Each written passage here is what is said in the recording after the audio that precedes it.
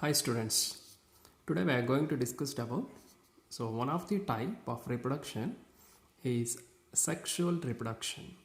Okay, so already asexual reproduction and spore formation and vegetative propagation. So ಅಷ್ಟು study ಮಾಡಿದ್ದೀರಾ. So ಈಗ the last one sexual reproduction. So what is meant by sexual reproduction? So ನಾನು previous classes ಎಲ್ಲ ಹೇಳಿದ್ದೇನೆ. Sexual reproduction, so that means the formation and diffusion of both male and female gametes and produce a new individual or a fertile offsprings are called as a sexual reproduction. The process of formation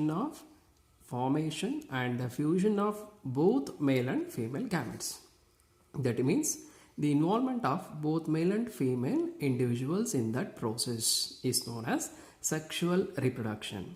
So gametes, what is meant by gamete? Gamete, nothing but it is a six cells. Okay, so gametes means it's a six cells. The process of production of haploid gametes in an individual is known as gametogenesis. Okay, so ಅದನ್ನು already study ಮಾಡಿದ್ದೀರಾ. So the process of formation and fusion of both male and female gametes is known as sexual reproduction. It is otherwise called as amphimixis.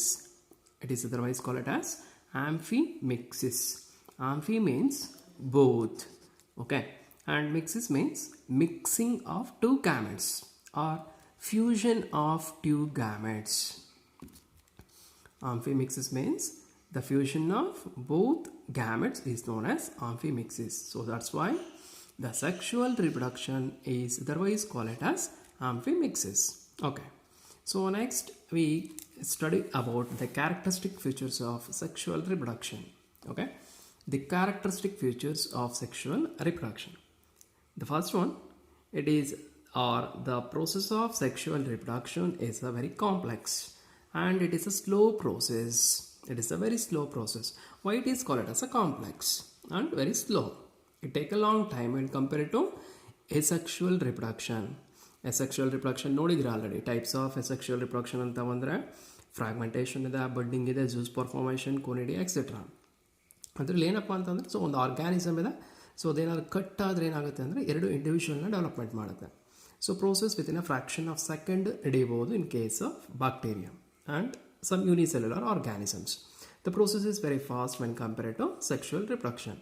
But sexual reproduction process ಇದೆಯಲ್ಲ ತುಂಬಾ slow and it is a complex process. So why it is called as a complex? Because the process of production of gametes takes place. The process of production of gametes nothing but a gametogenesis.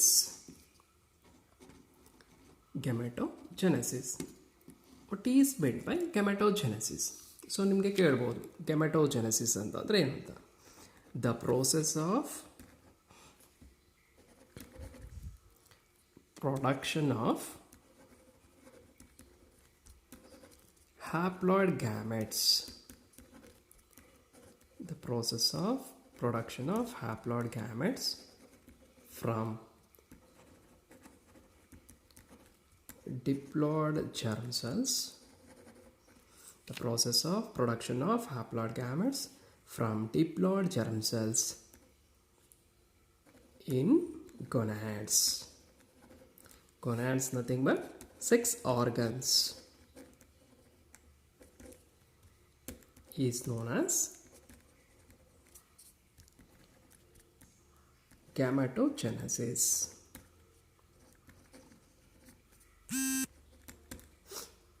One mark ಕೇಳ್ಬೋದು. What is meant by gametogenesis? The process of production of haploid gametes from diploid germ cells in gonads or sex organs is known as gametogenesis. So what is meant by haploid and what is meant by diploid? So ನಿಮ್ಗೆ already ಹೇಳಿದ್ದೀನಿ ನಾನು first PUC ಕ್ಲಾಸಸ್ಸಲ್ಲಿ haploid condition ಅಂದರೆ ಏನು ಮತ್ತು diploid condition ಅಂದರೆ ಏನು. So the organism having complete set of chromosomes. The organisms are having complete or double set of chromosomes is known as diploid. So diploid is always indicated in 2n. 2n means both male and female gametes. So both haploid male and haploid female gametes to form a diploid condition, that is a diploid. Haploid means a single set of chromosome. It is denoted in small letter n. Okay. So the process of production of haploid gametes from diploid germ cells in gonads is known as gametogenesis. Haploid andre so single set of chromosome. For example, the chromosome number of human beings is 46. So it is a diploid 2n. So the haploid condition is 23, that is denoted in small letter n. It is a haploid. The single set of chromosome is known as a haploid. The complete set of chromosome is known as a diploid condition. Okay, that is the definition of gametogenesis. So the process of production of gametogenesis is a very lengthy process. It includes different stages. Okay, so then in the next classes ಅಲ್ಲಿ study ಮಾಡ್ತೀರಾ. So ಇರಲಿ ಅದು. The gametogenesis includes, it includes both male and female individuals. In case of it is carried out in case of males, it is called as a spermatogenesis. In case of female, it is called as a oogenesis. The process of oogenesis and spermatogenesis is studied in your next chapter. Okay, that's why it is called as a complex and slow process. Okay, and the new individual the production of new individual takes a different lifespan in a different organisms. Okay. The second one is offsprings are not identical to parent.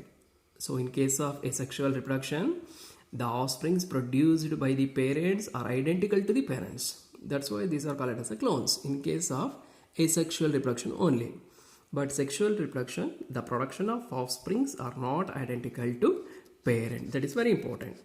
Why the offsprings produced in sexual reproduction do not identical with parents?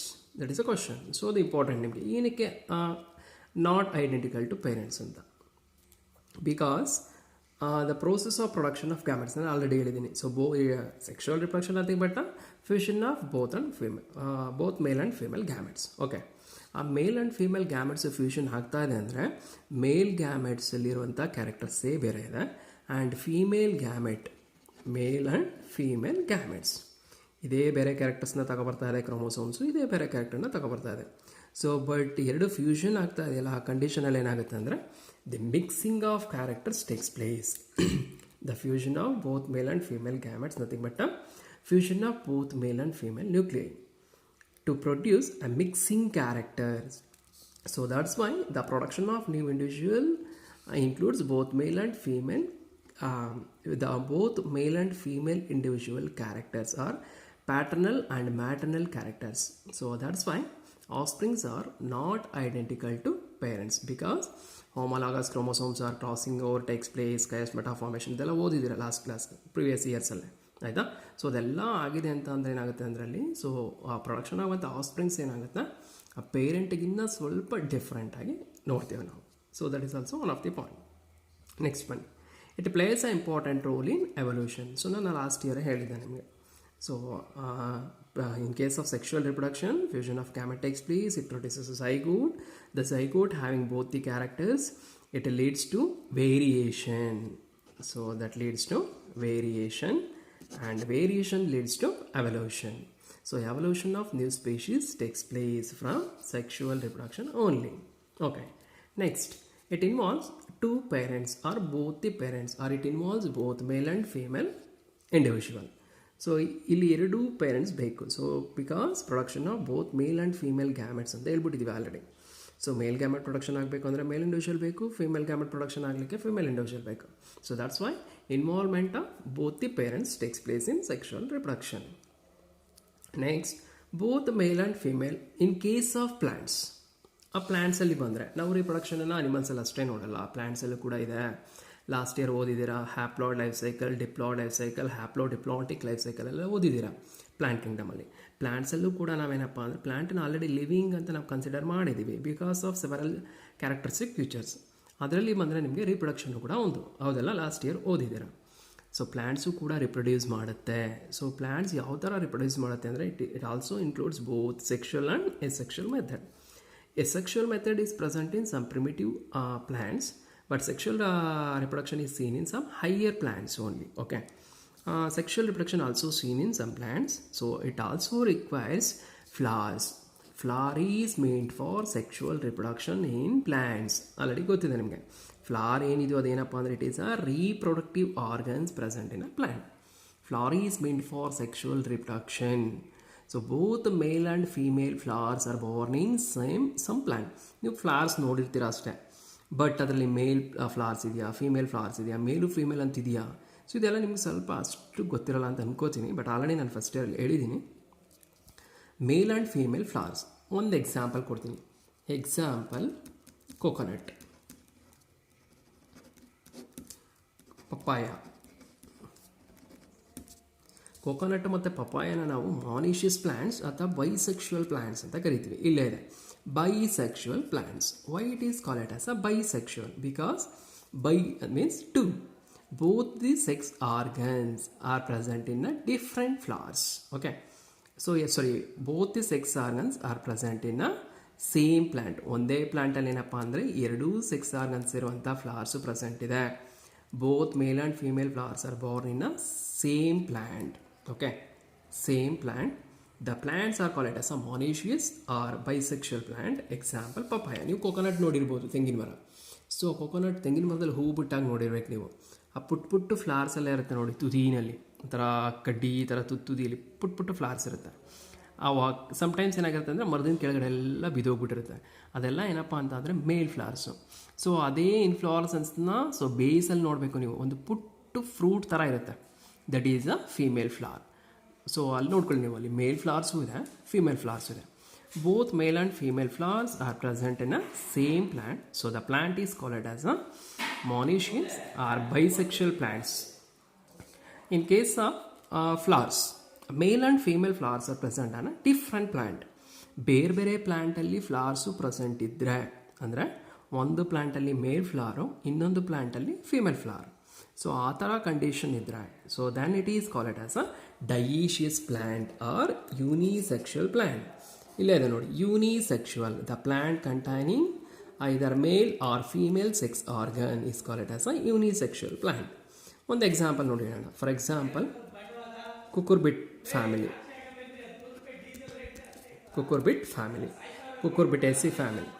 Cucurbitaceae ಫ್ಯಾಮಿಲಿನಲ್ಲಿ ಬರುವಂಥ ಪ್ಲ್ಯಾಂಟ್ಸಲ್ಲಿ ಏನಪ್ಪ ಅಂದರೆ, so ಮೇಲ್ ಫ್ಲವರ್ಸೇ ಒಂದು ಪ್ಲ್ಯಾಂಟಲ್ಲಿರುತ್ತೆ, female ಫ್ಲವರ್ಸೇ ಇನ್ನೊಂದು ಪ್ಲ್ಯಾಂಟಲ್ಲಿರುತ್ತೆ. ಅಥವಾ ಮೇಲ್ and female flowers ಎರಡೂ ಕೂಡ ಏನಪ್ಪ ಅಂದರೆ ಒಂದೇ ಪ್ಲ್ಯಾಂಟನ್ನು ಬೇರೆ ಬೇರೆ ಫ್ಲವರ್ಸಲ್ಲೂ ಇರ್ಬೋದು.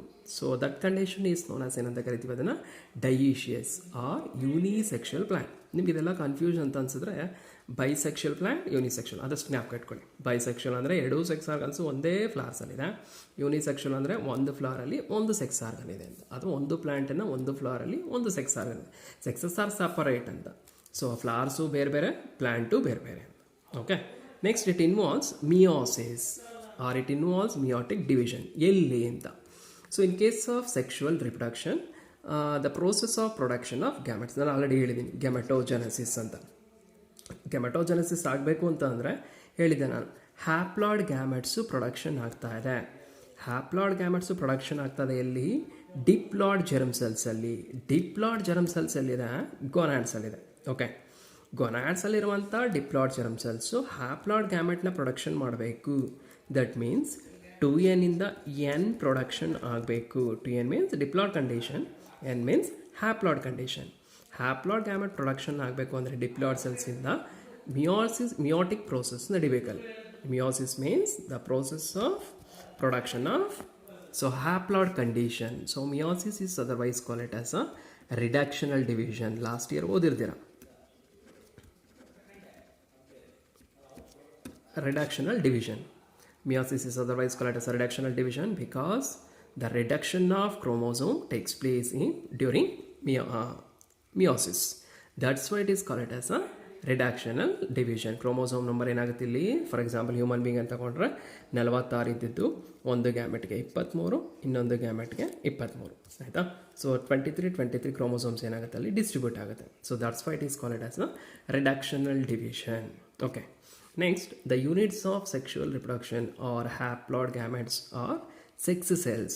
ಆ ಸೆಕ್ಷುವಲ್ ರಿಪ್ರೊಡಕ್ಷನ್ ಆಗಬೇಕಾದ್ರೆ ಪ್ರೊಡಕ್ಷನ್ ಆಗುವಂಥ ಗ್ಯಾಮೆಟ್ಸ್ ಇದೆಯಲ್ಲ, haploid gametes, so these gametes R called as a sex cells, ಆಯಿತಾ. ಸೊ ಇದಿಷ್ಟು characteristic features of sexual reproduction. ಇದು ಗೊತ್ತಿರಬೇಕು ನಿಮಗೆ. ನೆಕ್ಸ್ಟ್ ಕಾನ್ಸೆಪ್ಟ್ಗಳು ಅರ್ಥ ಆಗಬೇಕು ಅಂದರೆ So definition of reproduction and the characteristic features of sexual reproduction ಅರ್ಥ ಆಗಿದೆ. Okay, next we move on to the next topic, the phases of sexual reproduction. Phases of sexual reproduction. Phases of sexual reproduction. Phases nothing but the stages, stages involved in the process of sexual reproduction. So it includes both plant and animals. So plants allu ನೋಡ್ತೀವಿ ನಾವು, plants ಅಲ್ಲಿ sexual reproduction ಇದೆ ಅಂದರೆ ಅಲ್ಲೂ phases ನೋಡ್ತೀವಿ.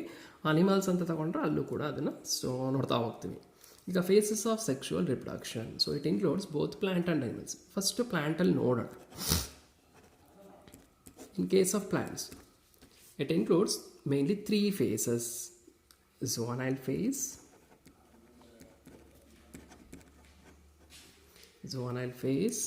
second one a reproductive phase,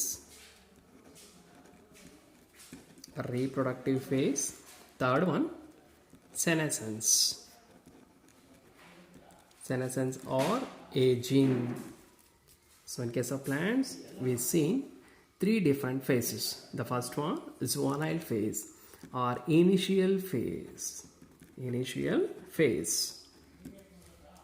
So it started with germinating seeds. Okay, ನೀವು ಸಾಯಿಲ್ಗೆ ಒಂದು ಸೀಡ್ಸನ್ನು ಸೋನ್ ಮಾಡಿದ್ದೀರ ಅಂದ್ಕೊಳ್ಳಿ, ಅಥವಾ ನೆಕ್ಸ್ಟ್ ಏನಾಗುತ್ತೆ ಅದು ಮೊಳಕೆ ಹೊಡಿತಲ್ಲ, ಸೊ ದಟ್ ಈಸ್ ಜರ್ಮಿನೇಟ್. ಅಲ್ಲಿಂದ ಸ್ಟಾರ್ಟ್ ಆಗುತ್ತಲ್ಲ, so that face is known as a zoonal phase. It is a initial phase of a plant body, that is a zoonal phase, or it is otherwise called as a initial phase. Started with the germinating seed up to flowering. ಎಲ್ಲಿವರೆಗಿರುತ್ತಿದೆ ಅಂದರೆ so flower ಬಿಡೋವರೆಗೆ. So initial phase ಅಂತ ಅಂದರೆ so ಜರ್ಮಿನೇಟಿವ್ ಸೀಡಿಂದ ಅದು flower ಬಿಡುತ್ತಲ್ಲ, so ಆ ಒಂದು ಡ್ಯುರೇಷನ್ನ ನಾವೇನಂತ ಕರಿತೀವಿ zoonal phase. The next one reproductive face.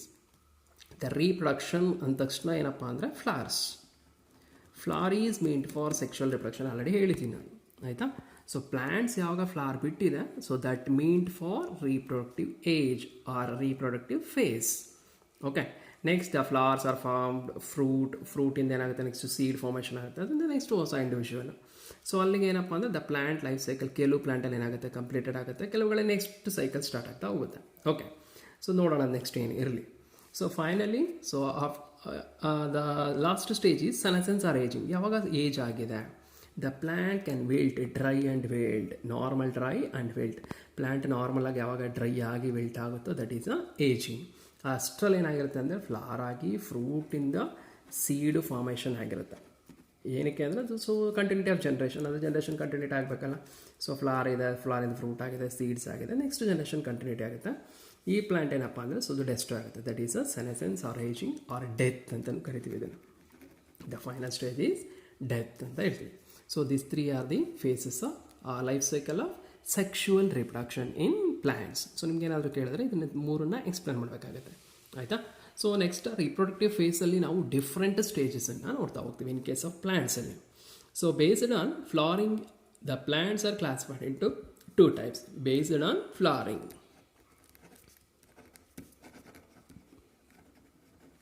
Based on flowering, plants are classified into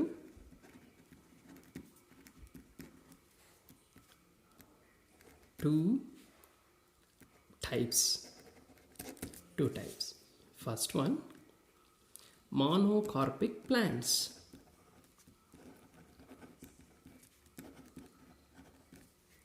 Second one, polycarpic plants.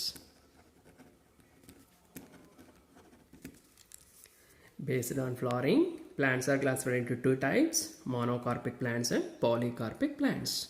Monocarpic plants. So first one ನೋಡೋಣ, monocarpic plants ಅಂದರೆ ಏನು ಅಂತ. Monocarpic ಆಲ್ರೆಡಿ ಹೇಳ್ಬಿಟ್ಟಿದ್ದೀನಿ, based on flowering. Mono means single, poly means many. So monocarpic plants means the plants produce flower once in their lifetime. So the plants produce flowers in their lifetime only once. So ಯಾವ ಪ್ಲ್ಯಾಂಟ್ನ life ಟೈಮಲ್ಲಿ ಒಂದ್ಸಲ flower ಬಿಟ್ಟು whole ಪ್ಲ್ಯಾಂಟೇ destroy ಆಗುತ್ತೋ, these plants are called as a monocarpic plants.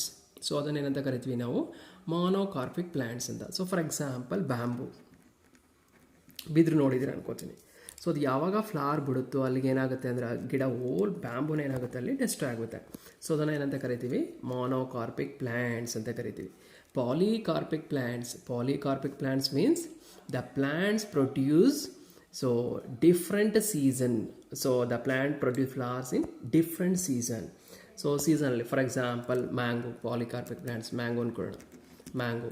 So ಇವಾಗ ಏನಪ್ಪ ಅಂದರೆ April May ಟೈಮಲ್ಲೆಲ್ಲ ಫ್ಲವರ್ ಬಿಟ್ಟು ಫ್ರೂಟು ಮ್ಯಾಂಗೋ ಫ್ರೂಟ್ ಎಲ್ಲ ತಿಂತೀರ, ಮತ್ತೆ ಏನಾಗುತ್ತೆ ಪ್ಲ್ಯಾಂಟ್ ಏನು ಡೆಸ್ಟ್ ಆಗಲ್ಲ, ಪ್ಲ್ಯಾಂಟ್ ಹಂಗೆ ಉಳ್ಕೊಂಡಿರುತ್ತೆ. ನೆಕ್ಸ್ಟು ಮತ್ತೆ ಅದೇ ಸೀಸನ್ ಬಂದಾಗ ನೆಕ್ಸ್ಟ್ ಏನಾಗುತ್ತೆ ಮತ್ತೆ ಫ್ಲವರ್ ಬಿಡುತ್ತೆ, ಫ್ರೂಟ್ ಬಿಡುತ್ತೆ. So that's why these plants are called as a polycarpic plants. Monocarpic plant means the plant produce flower only once in their lifetime. The plant produce flowers in different seasons in their lifetime.